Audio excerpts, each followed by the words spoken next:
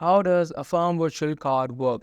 Today we are going to find out how does the Affirm's Virtual Card work. So you just have to go to your Affirm application, and there you will easily be able to create a virtual card. You have to enter the amount that you want to use in their virtual card, and suppose you've created a virtual card, and this is how it should look in your phone.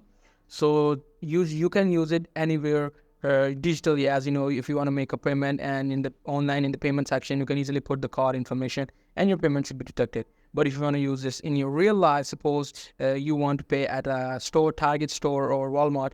So the process is pretty simple. You just need to go to your Apple Wallet, and there you have to tap on this plus icon, and then you can easily select any of the debit or credit card. And after selecting debit or credit card, you need to put your these cards information. What it will do is it will add this card, this digital card, to your Apple Wallet, and then you can easily pay with Apple Wallet anywhere. So this is how the payment method looks. You just need to put your iPhone to the card scanner. What it will do is Apple will ask you what type of card that you want to use, or every card that you added at Apple Pay. You just need to select the Affirm's ad. It will charge the amount from the Affirm's virtual card.